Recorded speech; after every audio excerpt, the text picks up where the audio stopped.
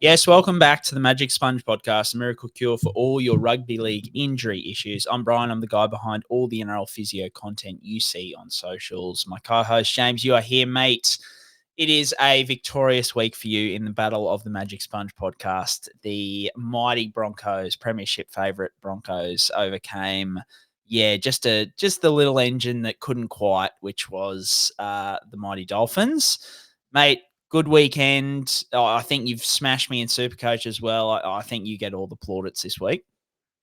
It's been a good week for yours truly, Brian. I haven't been great on the health front, but I'll take all the other wins in the footy front. So yes, good to see the Broncos get it done against the Finns. I think, in all honesty, Brian, like we're not looking at premiership contenders in either side of our, homerish teams, are we? Like it was a good, entertaining game, but there was nothing in that game that I thought, oh, we're really going to make a push for the comp here.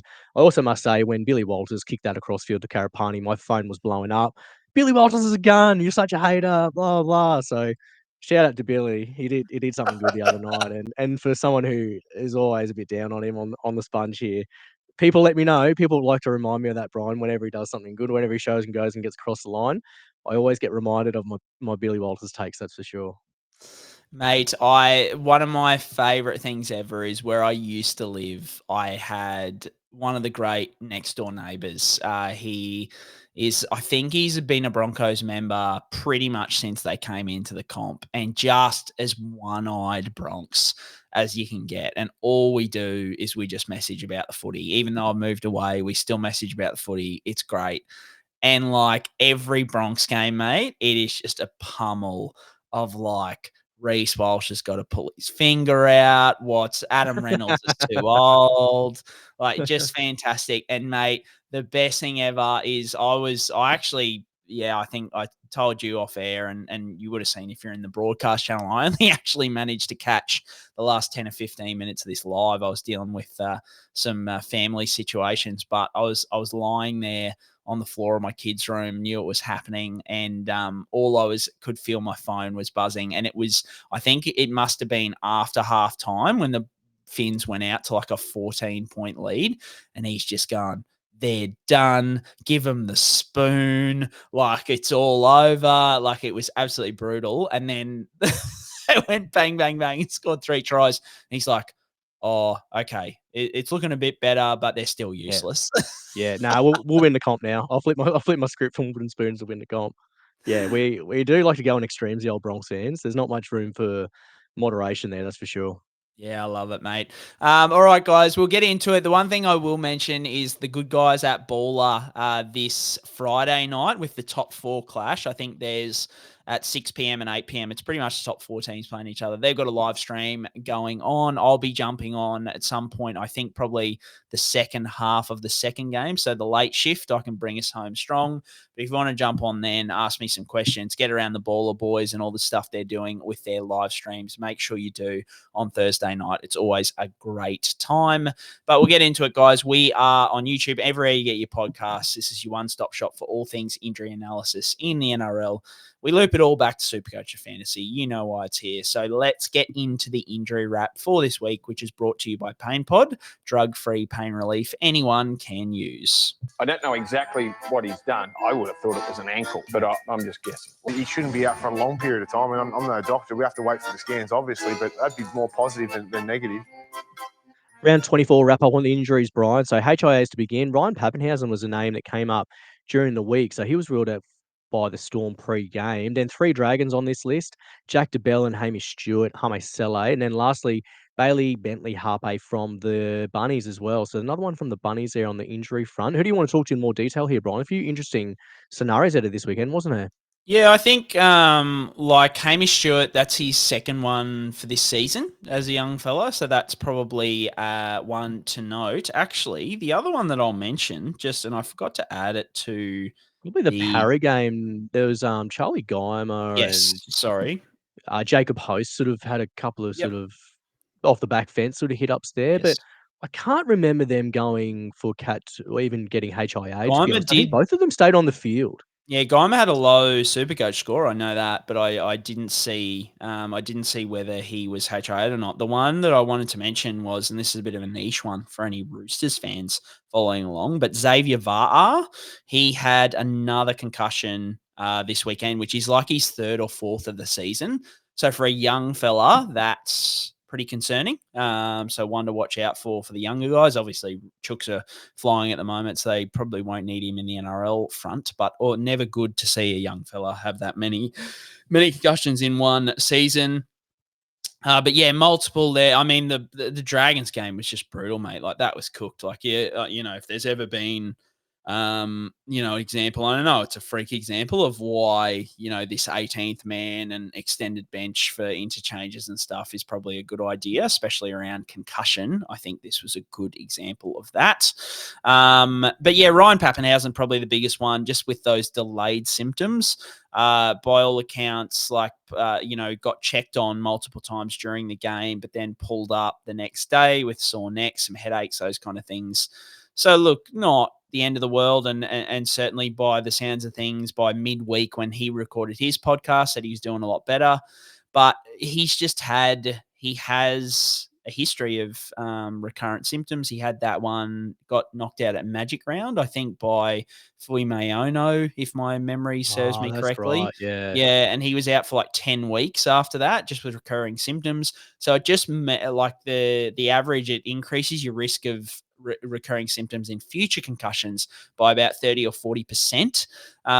So it's not like a massive increase, but it still is there. So we haven't heard anything over the weekend, but all signs were pointing to him being okay for this week. So hopefully that is the case. But yeah, it's just always I think it's just a really good one for people, especially in that community sport level, to be like, look, if guys cop a heavy whack to the head, and I see this with patients all the time, like they come and see me on the Monday or the Tuesday and they've copped a big whack in the head and then they're showing concussion signs, they're fine on the day of. So if there's any parents, coaches, players listening out there, just because you're fine or your players are fine or your son or your daughter is fine on the day when they cop the knock, don't just write it off as, yep, they're all good, because there can be those delayed symptoms.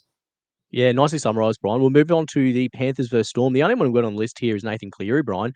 He was just sporting the headgear aesthetic there, but I didn't hear anything in terms of injuries about Nathan Cleary. No, I just had to put him in there because, I got so many questions about it. I think he had like a head laceration from, or like an ear laceration from training. So nothing too major there. But we might see Nathan with the headgear power over the next couple of weeks. Yeah, power to him in the headgear there, mate. That's for sure. Warriors vs Dragons was next on the list, and we've listed the HIA, so nothing else out of that game from the Wilds and Dragons. Roosters vs Bulldogs. The only name on the list here tonight, Brian, is Connor Watson with a broken nose. Probably not too much to update there for that one.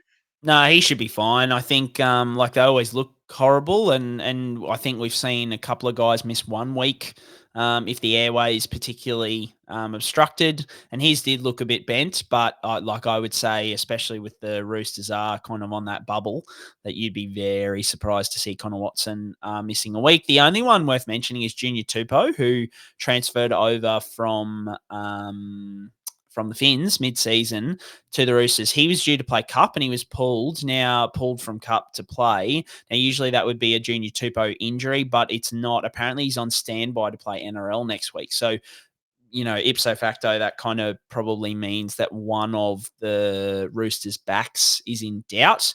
Now, I thought initially it might have been Billy Smith because he got charged, he got put on report, but it was just a fine. So I assume one of the Roosters' outside backs is in some doubt, but I'm not sure which at this point in time, but worth mentioning. Yeah, good summary on that one as well, Brian. So Sharks vs Titans was the next one. Got a few to get through here. Jojo Fifita was an ankle pre-game injury rule out. Dave Fifita was another surgery on that ankle. So that's his third surgery this year, Brian. So that's a heck of a situation there for Dave Fifita. We'll dive into that one. Braden Hamlin Uele is another one on the list there. Infection, another infected person missing games of footy. We've rammed on about that in the broadcast channel before. Jaimin Jolliffe from the Titans there with a knee concern. And then Cam McInnes out of this one with what looks very much like an ACL injury, Brian, doesn't it? So that's really bad news for Cam McInnes and the Sharkies. Yeah, mate, no, like non-contact, planting the leg, changing direction. You see that knee collapse in, there's a bit of shift there. Then the Sharks have come out and said they suspect ACL damage. Yeah, I had a lot of people kind of ask, like, how is it so accurate?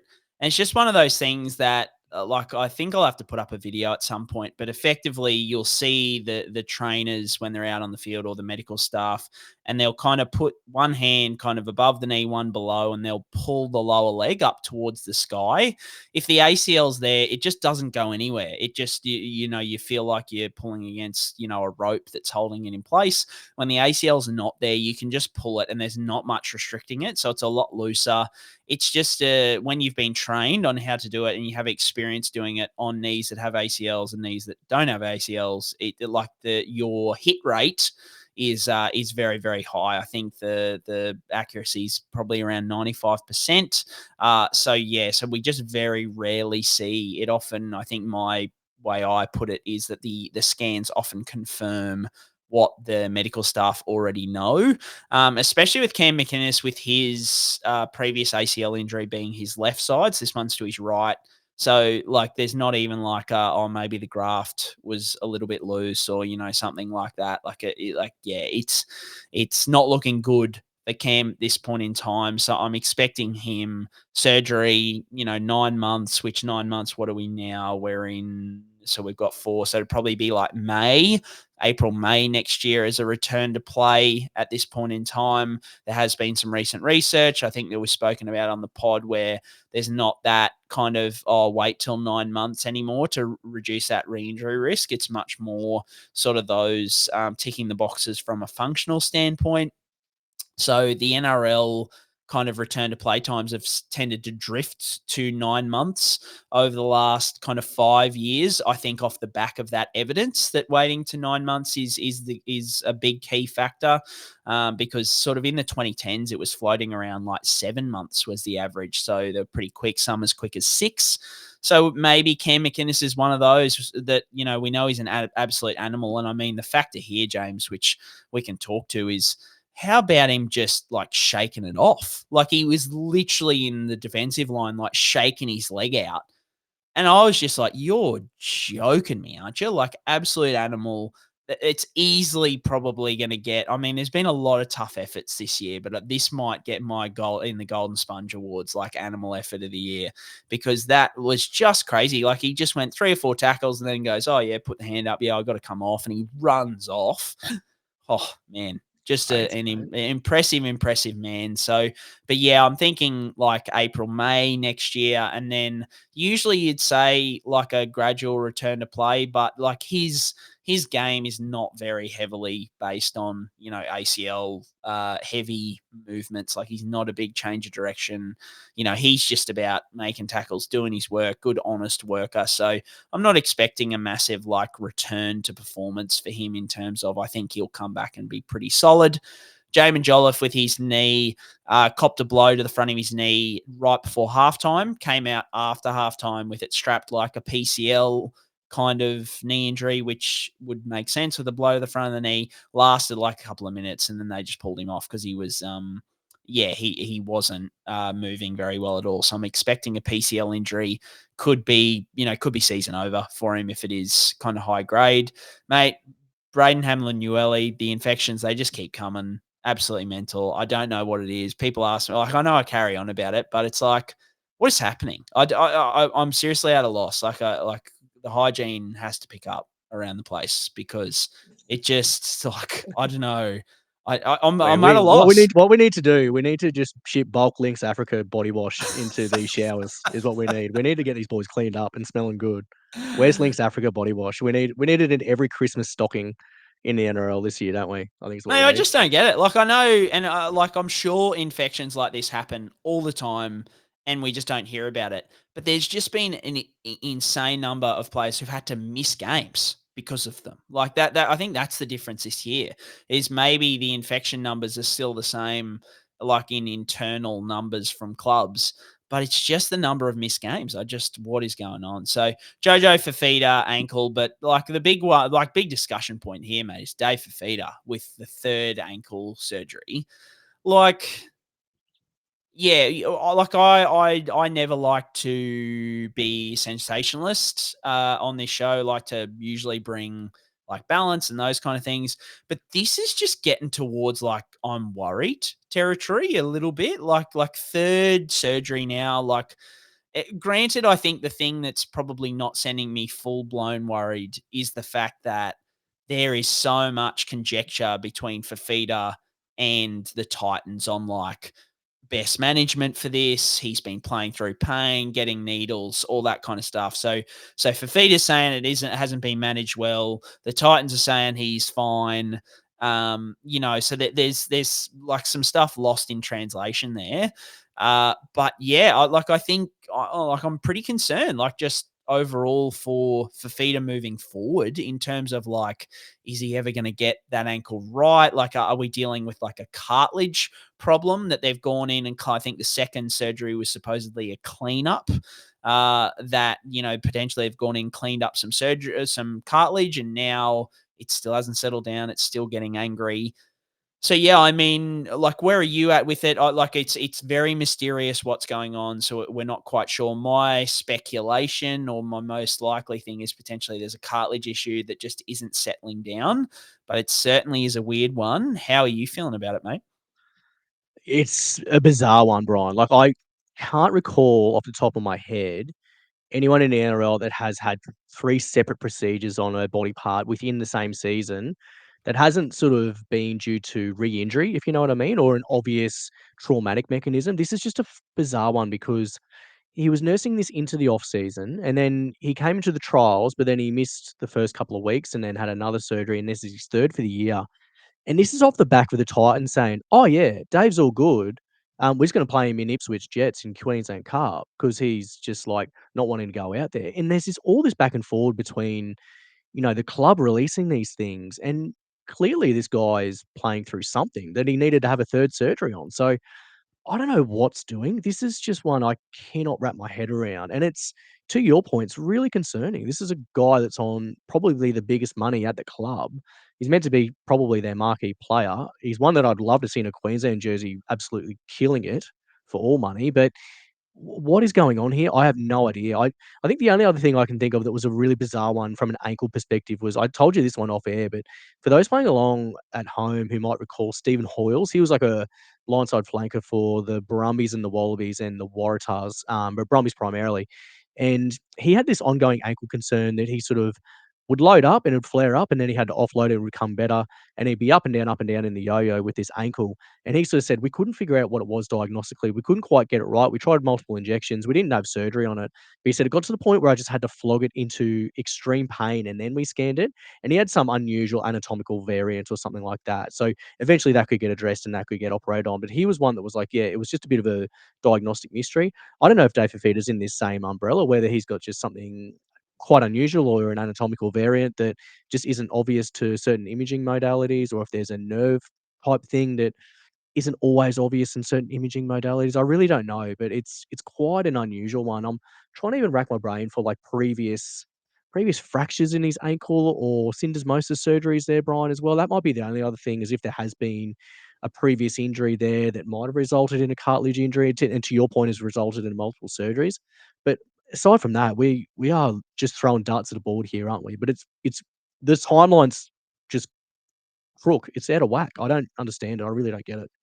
Yeah, no, I completely agree. I'm at this point. I'm buyer beware for like the likes of the Perth Bears and this kind of thing. Like, I would want a full workup and report on what's going on with his ankle, and fitness, like pass a medical before you're putting money into Fifita at this point in time, I think, because I know like clubs do, but like, I think here it's like, I'd want a lot of proof that he's okay before I'm investing there, because it just doesn't sound good. Not at all, mate. Not at all. So next game on the list was the Brisbane Derby there. So Broncos v Dolphins, Brian. Max Fino was ruled out with a shoulder injury pre-game. Oryn Keeley's got an injury, which I haven't written down here. Sorry, mate. So no info to give you more there. Jack Jiskevsky was ruled out fairly early in the game from a fairly typical AC joint injury mechanism. So we're not losing much on the edge there with Jack Jasewski, but we don't have much edge depth there at the Broncos regardless. So we're sort of replacing suboptimal with suboptimal, aren't we, by the look of things? Yeah, well, Piakura, I don't know what's going on there. Like, that's I think he's had his third concussion for the year. So who knows when he's going to come back. He's had concussion struggles in the past. Jack Goss, that looked like a pretty typical moderate to high grade AC joint injury. It's usually a 2 to 4 week return to play. Can needle it up and come back, albeit at like reduced capacity and reduced performance. So maybe they try and push him back out next week. But man, I doubt it at this point in time. Big one with him, mate, just off the side of the AC joint, but because you're looking at Jack Goss close up when they're going in for the shots after the injury, those 2 yellow pages books strapped to either forearm of him. Yeah, It's looking very Petro-esque, isn't it? Yeah, so good. yeah. I was going to say it's Mal Meningo, Petro Civoniceva, Shane Webhue with the broken arm playing in the grand final sort of stuff. It's a big old phone book there, mate, for sure. And just Yeah, on I both like that. arms too. Like not Yeah. even like he's had the issues with both arms. So I'm like, oh, so good. Just takes me back. No idea on these two. Max Fianet, there's been no details on the shoulder issue. And then Oryn Keeley just went off after about, I think it was 20 odd, 30 odd minutes and just didn't come back on. Which, yeah, like I found surprising, had a lot of questions about it, but he ran off. Like he didn't seem to be bothered by anything. So not sure what's going on there. Yeah, good summary, mate. Rabbitohs versus Eels was next here. So only Latrell Mitchell on this list, Brian. So back injury was a pre-game rule out. What's the update on Latrell Mid? Mate, back spasms, pinched nerve in his back, and then Wayne said post-match from a bulging disc. He's got a bit of a bulging disc in his back. So I think a lot of people hear bulging disc and freak out, and this is us putting our pain science physio hats on, James, of like, I'm probably going to have this conversation 10 times tomorrow when I go into work. Just because you have a bulging disc doesn't mean your back's cooked, doesn't mean you need surgery, doesn't mean, Latrell's season's over or anything like that. You can have a bulging disc and presumably he's had that, he would have had that bulging disc on Monday when he was completely pain-free. But then he aggravated something on Thursday. And so it wasn't an issue when he was pain-free on Monday. It's very unlikely to be a major issue, even though he irritated his back on Thursday. So, look, like I think I had a few eagle-eyed Souths fans message me. Apparently he was fine on the Wednesday, then played golf on the Thursday and then got ruled out. So there hasn't been any confirmation, but potentially a bit of a golfing injury, which maybe there's a lot of people out there who have little back spasms from golf can relate to that. I guess the biggest thing I'd say is if it is from something like golf, like if he couldn't get through golf, he wasn't going to get through a footy game more than likely. So look, like however it's happened, they can be aggravated easily over the first couple of weeks. So, he might be going okay and then aggravated again, but yeah, mate, it's one of those things. It's nothing major. I'm surprised he even missed a game, to be honest. But with the Rabbits at the moment, they're talking about now Wayne was very, very non-committal on a Cam Murray return, which is just such a change from a month ago where they were like, yep, we're going to reward him for his hard work. He was like, oh, look, maybe for round 27 against the Roosters, but we're not sure. So yeah, it's just I think at the moment the way that the Rabbits are approaching the injuries is very much away from them. It's not purely a medical, are they fit to play? And it's they're starting to take on board that. Is there going to be any benefit to it?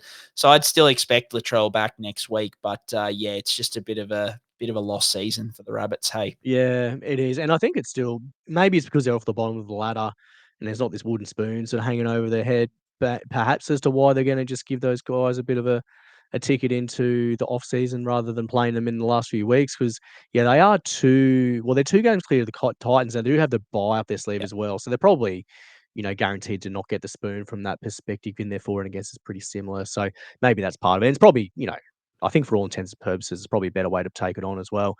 Tigers versus Manly was the next game, Brian. So Reuben Garrick was a shoulder concern and Starford To'a was a shoulder concern as well. So updates on those two centres. Yeah, mate. To'a went down in a pretty typical AC joint mechanism, landed on the shoulder, but like 10 minutes before that, I don't know if you saw the game, but his whole arm, like from here down to from the shoulder down to the wrist, for those listening on Spotify or Apple, it was wrapped like a mummy. Like he had the whole arm wrapped. And you know how he's been dealing with that elbow / arm / whatever.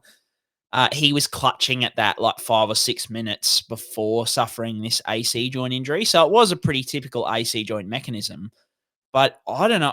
I'm really curious as to what's going on with that arm because I can't remember a strapping like it, to be honest. I'll have to send you the vision of it actually to see it. But they literally just wrapped it like it's almost like compression. Like they're trying to compress the entire arm, which I don't know. Maybe they're trying to limit bend or limit extension. I don't know. So I'm not sure what's going on there.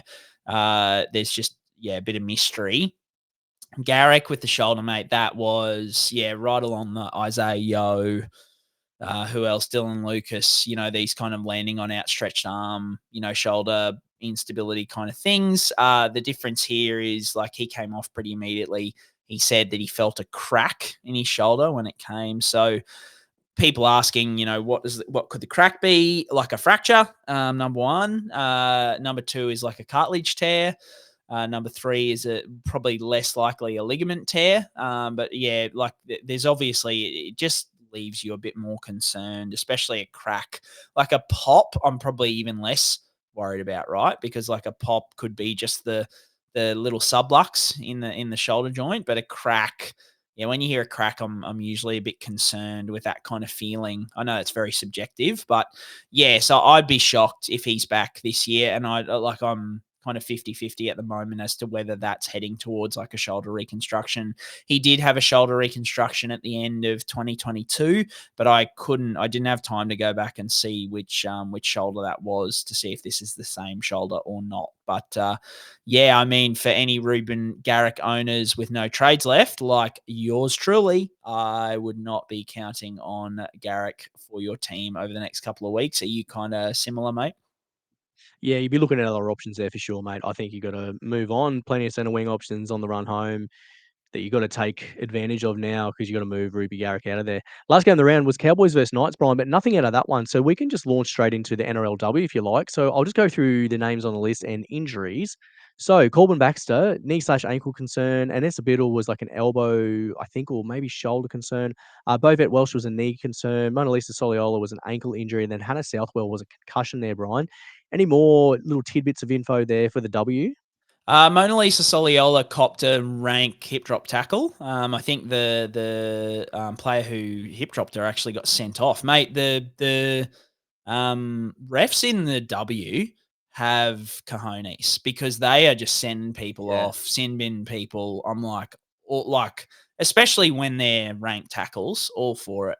Go for it. And sometimes it's not even if there's like they seem to be doing it on the, not basing it on the injury. They're basing it on the action, which I like. I definitely like. So, I think she's in a bit of trouble. The reason I haven't posted on her yet, which has been an interesting one, the footage that I saw, and maybe I have to check Fox, I saw on 9, it happened so low on the telecast. Channel 9 has their scoreboard down the bottom across the screen. See, the scoreboard blocked like what happened at her knee and ankle. So I couldn't even tell, like, is it external rotation? Like, is it Liz Frank?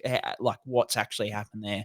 So, I might have to try and find the Fox footage for that one. Vette Welsh had a knee injury in the warm-up about 5 minutes before kickoff. They're thinking it's minor, but she's still got to go for scans. Annessa Biddle, she had that burner injury a week or so ago, but I think this was an elbow dislocation. There was a report that's what it was. and that's what it looked like from the mechanism. So elbow dislocation, I mean, we saw Jamie Fressard, she came back this week. So what's that, a 5-6 week return to play after one of the most brutal elbow dislocations you can see. But yeah, for Annessa Biddle, that might be season over for her with pretty much only that many weeks left in the season. Mate, Corban Baxter is the most concerning one. She had a left knee injury. It's the same knee that she suffered an ACL injury in last year. It was one of those mechanisms where it was kind of very similar to the Margot Vella mechanism where her leg got caught. She bent in. I would typically say it's more an MCL high ankle sprain mechanism, but the amount of pain that she was in, there seemed to be a little bit of movement at the knee. And she was just in significant pain. Like, it brings ACL onto the table as well. So when I end up getting a post up on that, I'm going to be pretty non-committal, but that's because the mechanism was so brutal. I think anything's on the table there. I think MCL, syndesmosis, probably less so syndesmosis. It looked like most of it was through the knee, but MCL, meniscus, ACL, I think they're all on the table. I've got a bad gut feeling about ACL just because of how much pain she was in, and then she was able to walk off unassisted at points. So we've spoken about before how you get that really high level of pain initially, and then it kind of ducks off when it's those ACLs. So yeah, I'm a little bit concerned there. Fingers crossed, fingers, toes, and all that, especially after missing all of last year with an ACL injury. Hopefully she's okay. Yeah, fingers crossed as well, Brian. So we'll move into the questions from the broadcast channel. So thanks again for everyone submitting these ones. Got some good ones tonight, Brian. We've got a few rogue ones too, so I'm going to enjoy getting into these ones. First one's about Isaiah Yeo. When's he due back, and are you worried about his re-injury risk when he does return? Yeah, there's been a bit of chat around that it looks like he'll be right for next week. So I think either next week or the week after is what we're looking at the moment. Re-injury risk, yeah, like there is a little bit of concern there. We've spoken about that in the past. I feel a bit better, the fact that they've given him a couple of weeks to kind of strengthen it up and do a thorough job. So hopefully he's okay, but it's still elevated for the rest of the year. So I think we spoke about, I just think, unless you've got absolutely no other issues in your team, like he would be, if you've got no other issues, I would definitely trade him out. I think if you've got like a Garrick, for example, I think he's probably more pressing. But yeah, I just don't think Yo has enough upside at this point in time to hang on to him. Would you kind of be on the same wavelength? Yeah, I think given the position he plays, middle forward, he's going to be in high risk injury because of the amount of tackles he makes, the amount of runs he makes. So I'd be moving off him if you could. But if you do need a warm body, you probably just got to hold on to him for the rest of the year, just expecting that he might just churn you out a 45-50 sort of type Nothing average. wrong with missionary, James. There's nothing wrong. It always gets it done. If you need another 45 or 50 inning team, I'm never going to say no to that. Second question, Brian, is can you think of a time that hands-on tests were wrong when you're doing ACL tests? Yeah, this is a good question. I think the one that came to mind was Andrew Fifita. I posted that the mechanism looked like an ACL tear. It was a direction change, stepping off the foot, I think it was left or right foot. And then post-match, the Sharks came out and said, yeah, we think it's an ACL. So obviously they'd done those hands-on tests and they suspected ACL, but it came back that ACL was fine. It was just that he had, or the suspected reason was that he had an old PCL tear that made the knee loose, that they kind of now, look, there is a test for the PCL as well. And it's quite rare for those two to kind of muddle each other up. But yeah, that was, I guess, one example. Can you think of any off the top of your head? No, I was just racking my brain. I can't think of a time that I've seen one where they've done the test and they just went, "Oh yeah, that's all good. Play on," or "Oh no, that's no good." This is a really. GI, actually. I was just about to say, you messaged me about this. Yeah, well, this was one of our earliest interactions on Twitter. Yep. Yeah, so I think that was the one where GI had the knee that was sloppy as, for lack of a better description there for people playing at home. And then they just taped him up and were like, "Oh, we'll just see how it goes." But I was messaging you and you're like, "Oh, do you reckon?" And I was like, "Mate, look at this thing's just flapping around. Like his shin bone was just translating relative to his thigh bone, like way more than it should." And to the naked eye, you're just like, "Holy sweet Jesus, that thing ain't stable." So that was probably the one. But then again, that was a long time ago now, Brian. Like that'd be close to 8 years ago now, I think. Was that 2016, 2017? Yeah, So yep, end of 2017. hasn't been too many for all intents and purposes, that's for sure. Next question, Brian, is about a few players if they're due back anytime soon. So the names on the list here are Kale Iro, Matty Nicholson from the Raiders, Jaden Stewart from the Dragons, or Murray Taulagi there from the Cowboys. Are they due back anytime soon? If you were still alive in the draft comp, would you be trying to have a flyer on any of those guys for draft finals? Matty Nicholson's probably the one. He was supposed to play Cup this week, but he didn't. But there was a lot of chatter that he was going to come back after the bye. So he's definitely a chance for this week or next week. Murray Taulagi, look, the thing with Sewer and Taulagi is that they're both due to come back in the next couple of weeks. But why bother? It just comes down to the thing, especially with Taulagi, with like a Hame, for example, like high re-injury risk. Is it really worth bringing him back for a couple of games? This time of year it becomes a bit less about, once again, medical, ticking the boxes, and more about like risk versus reward. Is it worth sending them back out there? I think the one who after this weekend, there's going to be quite a few people who have got like, say, a first versus second they've won through to the final in 2 weeks, like post-bye. I love a sneaky KL Iro stash. Love it, especially after how the Sharks put up a score. And I think they've got some pretty good matchups in round 26 by memory. So, yeah, I love a KL Iro stash. The one thing I will say about KL Iro, which is interesting, is I did have a message or two suggesting that Iro may have had, because he had the pec repair surgery for sure, there's some speculation that he might have had like a labral kind of cleanup or effectively like a minor shoulder reconstruction as well while they were in there. Now, if you remember right, Tom Gilbert's season was over because he had that. So he had the pec repair, which he was going in for. And then when they were in there, they found shoulder damage. So they reconstructed the shoulder as well. And that ruled him out for a significant amount of time. The thing with shoulder reconstructions, they have a wide recovery range. So it's like 3 to 5 months. Obviously, Gilbert's was quite extensive. If it's a minor fix up, then maybe KL, it won't affect his recovery range too much, but just something worth mentioning. There's been a bit of speculation on, but yeah, I think he's probably the one for me. If you've won through to a grand final and you're going to be playing around 26 now, I love him as a little stash. What about you, mate? Yeah, I do like him as a stash as well, Brian. I think the upside is just so insane with Kaolero that he's probably worth having on the back end of your bench. Connor Racy as well sort of came back a bit earlier than, there might have been someone who dropped him who's out of contention now that might have just clocked off. So someone like that, I guess Keanu Keeney got named on the bench this week gone by, whether he starts at fullback. Again, what's the upside to that? Who would actually know?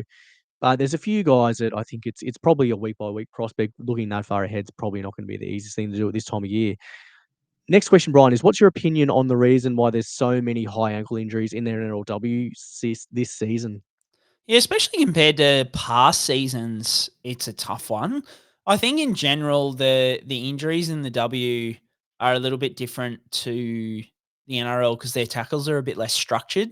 Like we say, a lot of the NRL tackles are very choreographed. There's a lot of wrestle. It's just not as much in the W. So maybe, girls getting a bit caught up, a bit clumsy, kind of falling on legs might be a reason. But I mean, that would have existed in previous seasons as well. And there hasn't been a massive number. So it's not something I can really attribute to anything much. I think it's probably just a bit of an outlier at this point in time. Can you think of anything, mate, or probably just an outlier? Like the only thing might be sort of expansion of the two teams coming Yeah. in and maybe just inexperience, perhaps. So it Yep. might just be inexperience and maybe just tackle technique wrapped into that as well. So that'd be the only other thing I could speculate on. But again, I wouldn't sort of put that in stone as a reason why.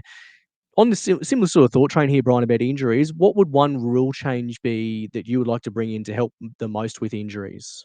Yeah, I think mine is just interchange. I love the 6 on your bench. I can't remember who floated it on Twitter maybe last year. I think we spoke about it. So you get 6 on your bench, but you can only use 4, like 4 of those players. So you still have your how many interchanges do we get? 8 interchanges, 6 in, Yeah, I think it's 8. still 8. Yeah. Yep. So 8 Still 8. interchanges. I'm fine with keeping that, but I like the having 6 on your bench, and then like examples the other night where I know it's a one-off, but you get like a situation where you have 3 concussions, it leaves you players short.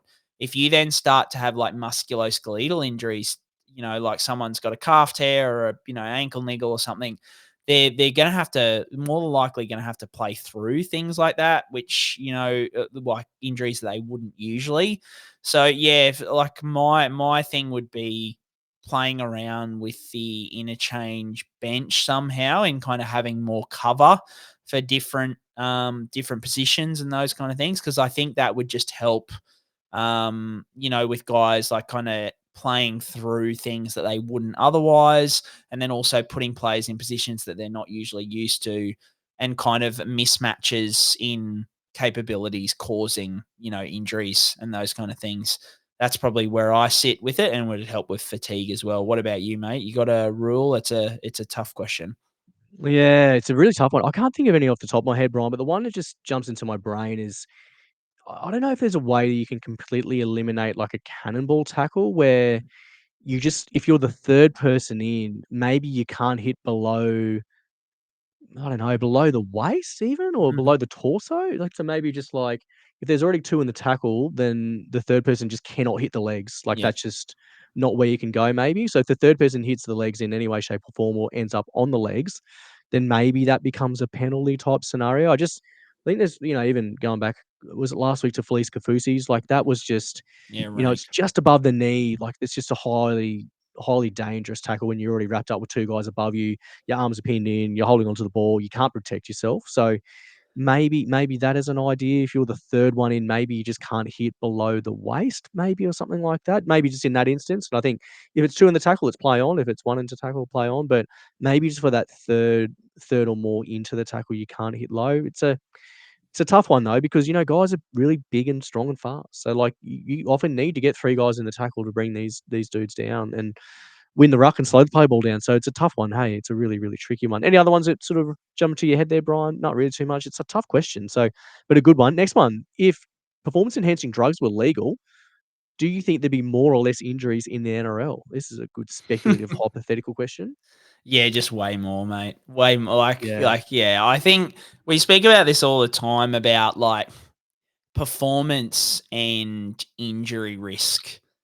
Don't like go hand in hand a lot of the time. Like the higher you perform, the often the higher the injury risk for a lot of different injuries. Anyway, yeah, like performance enhancing drugs would probably help you recover faster from injuries, but it would the injury risk would be through the roof, because that's like with ACL injuries. The highest risk of ACL injuries is on artificial turf. The reason it's highest on artificial turf is because you can run faster, you can change direction quicker, you can twist quicker, you have more surety and more grip on artificial turf than you do on grass, right?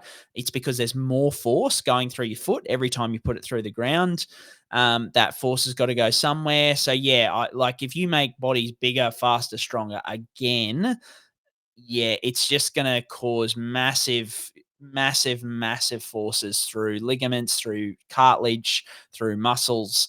And there's a limit. There's a limit to how much. There's a reason that bodies can only get so strong. And yeah, my opinion is it would just be through the roof. I'm pretty sure you'd be on the same length, hey? Exactly the same wavelength there. I think the same thing goes for any combat sports as well. That's like if combat sports and contact sports have this stuff in, people are at risk of dying. That's how big the collision can be and the impact can be. So I think you just got to keep this stuff out of a sport that's already brutal enough. I don't think we need to make rugby league more brutal. It's brutal enough as it is, Brian. So that would be my takeaway.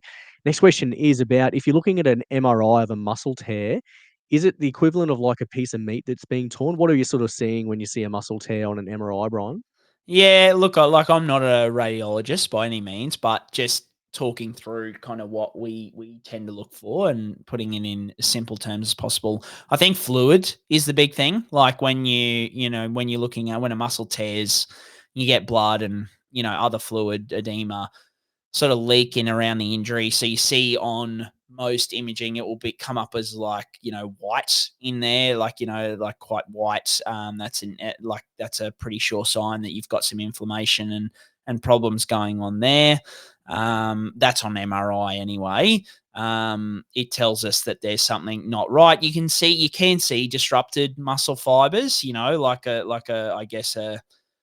not the muscle fiber is no longer like a continuous line. It kind of has gaps or scar tissue, unevenness, those kind of things. So yeah, I'd say probably fluid swelling, and then like a disrupted. If you have like a partial tear, you can see disrupted. I guess muscle fibers, but you're not seeing like frayed edges necessarily or anything like that. I think it's just changes in the muscle structure, really. That's the best way I could put it in as simple to understand terms as possible. How do you reckon I've done there, mate? Yeah, pretty good, mate. I think it's a pretty technical one, the MRI sort of type forms, because there's the other thing for people playing at home. There's two sort of, I don't know what's the best way to describe it. They're different types of MRIs. There's like T1 weighted or T2 weighted, and I guess when you think about T1 and T2 weighted, your muscle tear is going to look slightly different. For T2, for all intents and purposes, normally if you're suspicious of a musculoskeletal thing, it'd be T2 weighted because any tear or any inflammatory thing comes up as bright, so it's very easy to see. So if you've got any ligamentous injury or any muscle injury, then it all comes up as bright, because I think when you look at T2, that's where it's very good at identifying edema or inflammation, fluid or muscle tears or injury there. So it's normally pretty obvious there. So it doesn't always look like a piece of meat being torn on a T2 weighted image. It looks quite sort of bright or like hyper intense, I suppose you could say, on the scan. But that's a bit of a nerdy one for people playing at home. Next one, Brian, this is a hypothetical. If you punch yourself in your face and you cry, are you weak for crying or are you strong for making yourself cry? This is good. This is really good. Now, mate, I did the most prep of any questions for this question because it's very important. I think you are strong for making yourself cry, because I think even the strongest man in the world or strongest woman in the world can still cry. There's nothing wrong with having a cry. I'm happy to admit that I've cried from time to time just over emotions and different things, James, and I still consider myself a pretty strong fella. So if I'm the strongest person in the world, you're still allowed to cry. And if you are punching yourself in the face strong enough to make you the strongest person in the world cry, then you're still strong. That's kind of where I'm at with it, James. What have you got for me? Right, I'll go the other side of the coin. I reckon you're weak if you cry from punching yourself in the face. And this is coming from a background of being, I guess we're both in the millennial age bracket, Brian. We're sort of on the elder millennial side. We were raised in a very toxically masculine society where crying has always been a sign of weakness. That's just been what it's been drilled into us. That's what it's always been about. And I think the only time that it's acceptable to cry in front of your mates is when you're watching, what are you watching on YouTube? You're watching Darren Lockyer 06. Yes, that's right. But I'm going even more heartstrings. I'm watching Kathy Freeman win the 400 meter. I'm seeing Ian Thorpe do the anchor leg in the 4x1. I'm seeing veterans return home to their family and their children unaware. That always makes me cry. What else do I see as well? Probably when veterans come home and they see their pets as well. Yeah. I'm like, oh mate, see you later. Like, I'm done and dusted here. So there's just a few little niche things that I feel like are okay, because that really reinforces the toxic masculinity that lies in with all of us and is very prevalent across Australian society. But apart from that, I think you're a weak dog if you cry at any time.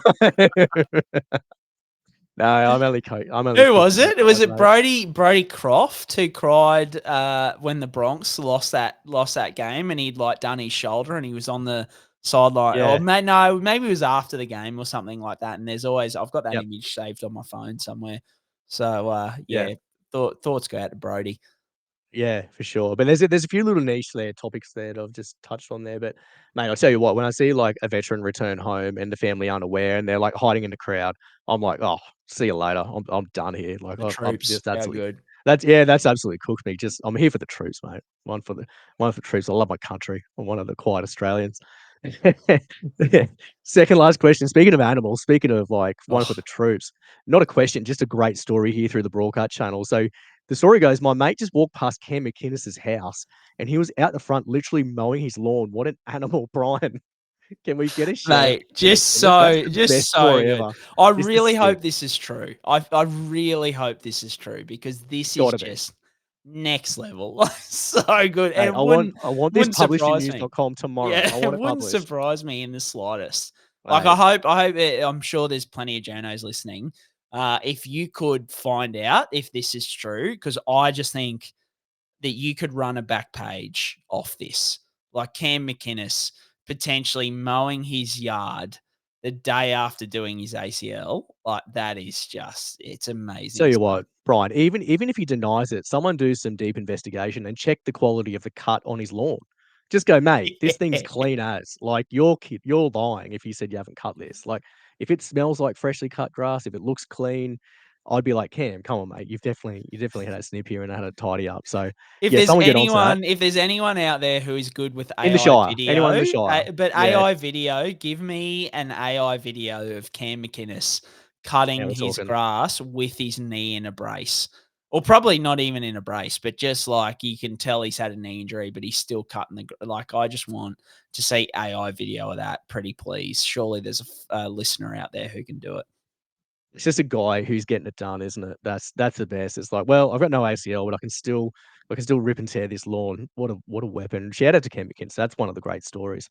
Last question, Brian, is I know it's illegal, but is there any insights on Harry Wilson's injury for the Wallabies? I don't even know who that is, Brian, because I don't even watch this code. So who's Harry Wilson and what does he do? Has he done anything good? Mate, I got so many questions on this. I wasn't going to address it because I know your feelings on rugby, which mine aren't far off. But I know Tom Wright and Joe Stewart League, and that's it. For obvious reasons. And James O'Connor, mate. Come on. And James O'Connor, of James course. O'Connor. Yeah, the great Magic James O'Connor. College rabbit. That's right. Walking through the halls of St. Leo's. Good times. That's right. James O'Connor, never forget it. Yeah, amazing stuff. If anyone sees us at Magic Round next year and wants to hear that story, buy me a beer and I will happily tell you. It's fantastic. Mate, and this maybe plays into your thoughts around Union, but like, this is the captain for the Wallabies. He has suffered that's embarrassing for me. I know. Sorry. So and shout out to Harry Wilson, because I looked it up. He follows me on Twitter. So, obviously a big fan of the show. So Harry, thoughts go out to you. But like, he's the captain of the Wallabies. He suffered a non-contact knee injury scoring a try, and it looks very ACL-y. Like, if it's not an ACL, maybe a meniscus if you're lucky, but it did not look good. And mate, I've seen nothing. Like, to be fair, I've seen a bit of coverage on like one of the greatest wins of all times by the Wallabies. They won for the first time in South Africa in 60 years or something like that.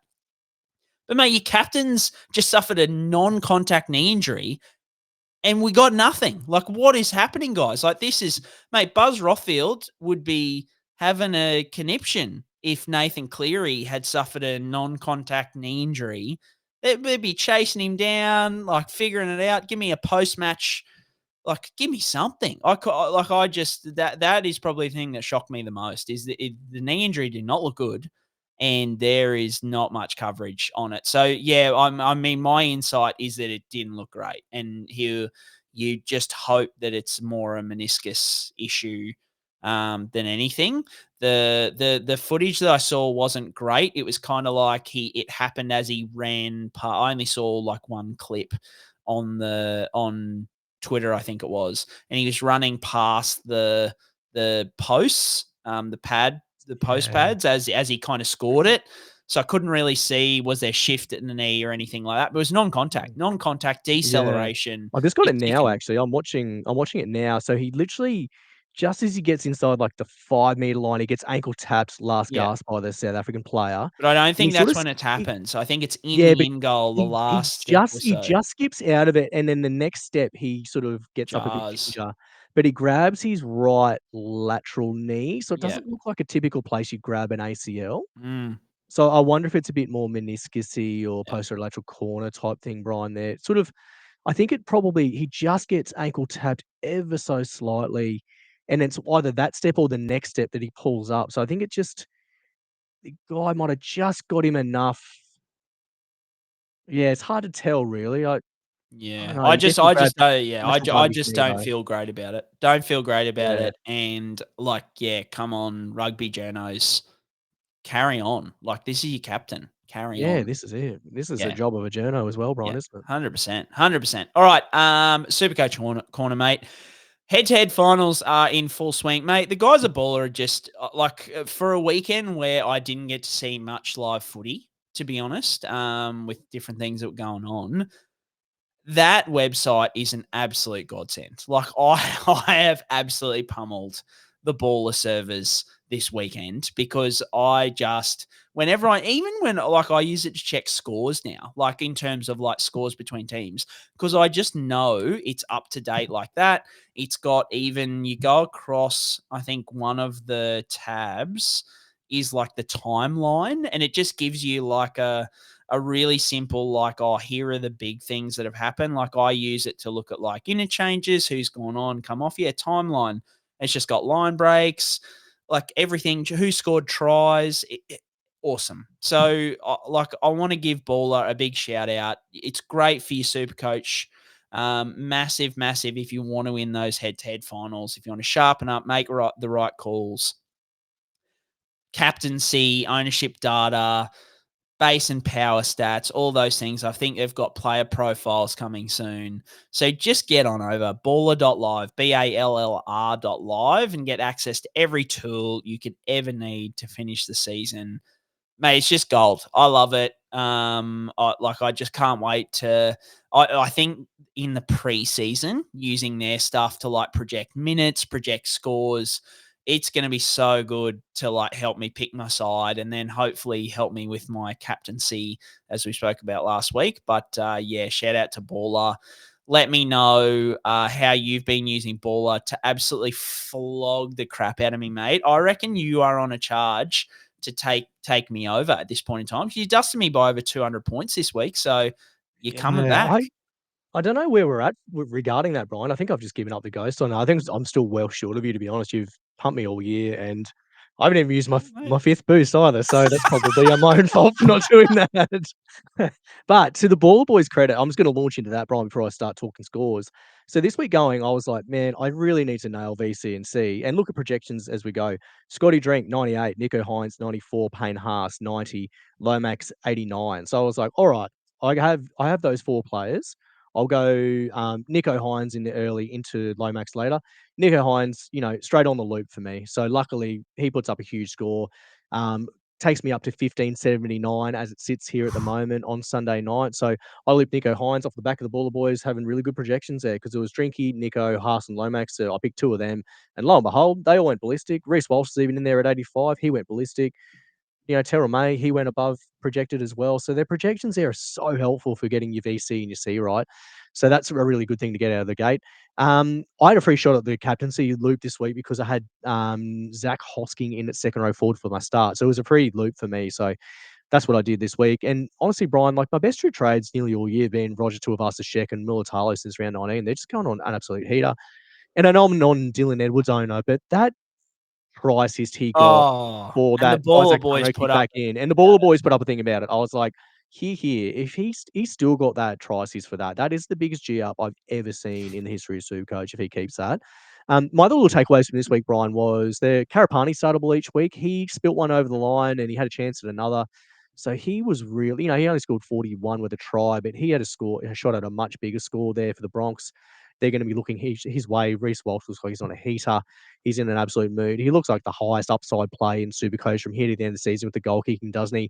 I will give a secondary shout out to Sam Walker in that as well, because the Roosters just did the business against the Bulldogs and looked bloody good doing it. So Samuel Walker's up in lights there as well. A really deep point of difference, though, Brian. Just have a look at this here. We're talking about Taylor May. So, I know there's going to be a lot of people there that don't rate the off-field stuff. I hear that, all good.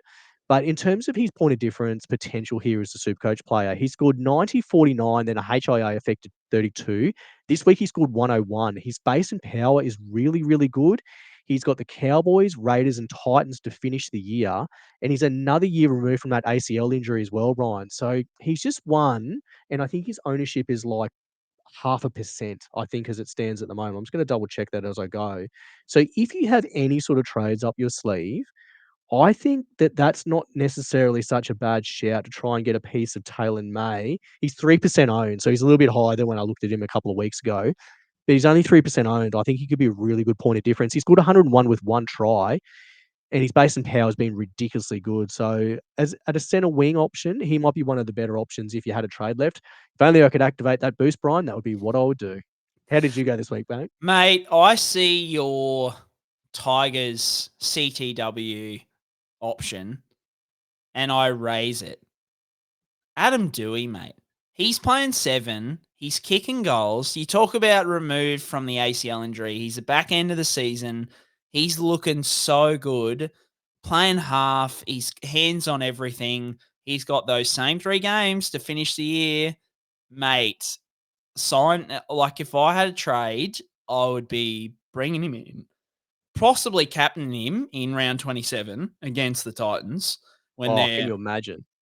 they're going to be, in Bali, basically. Yeah, I know this is my heart pick, but even my, probably the ultimate friend of the show, Andrew Voss, did it. You tweeted out. He said, Dewey, every time he runs the ball, Tigers look good. He's got to be in the halves or at 1 for them moving forward. And I'm like, yes, Vossy, yes, you're just confirming my biases. I love it. Yeah, I just think he looks great. And I think he's a great point of difference play. I love Dewey in the halves. There's a reason he was a first round pick 2 years ago, James, because That's right. when he's in the halves and he's doing well, he scores points. Yeah. oh, mate, he scores points. So I scored 1375 this week. Nice little update for Turbo, about 20 points. Just came in before I VC'd Nico and looped him. Connor Watson, Marky Mark, Kiraz, and Garrick, all very low scores. So, yeah, I think 1375 in this week is not a good score. So I'm in a bit of trouble.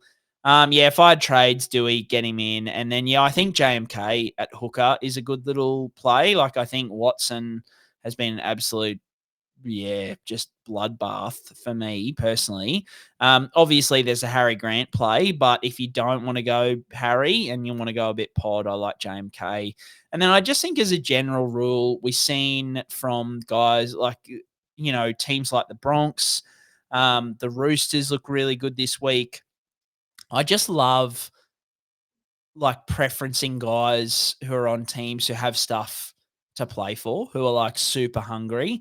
I just think that's going to bring out, the best in quite a few teams. So yeah, I Sharks and like Panthers as well in that Yeah. combo, I reckon. Yeah. Yeah, 100%. Like the guys are just going to be really, really hungry, jostling for the top four or the top 8, or looking to not win the spoon, for example. So yeah, love all those guys. We might see how that all shakes out next week with a few interesting games. But I think I'm definitely preferencing. And then if you've got some trades, I think the game to target will be the Roosters Rabbits game in round 27. I think that's that could be anything. It could be 60 to 58. It could be 2-0. But also you love to see to have players in that game is going to be sick. So that'll be good. Mate, have I missed anything? That's about it. I think that's a wrap. I think you've done well, Brian. Sounds good, mate. All right, guys, that is a wrap for this week. If you like the pod, give us a review, recommend to a friend. Very, very good week. Sad for my Finns, but luckily you're all here for up the mighty, mighty Redcliffe Dolphins.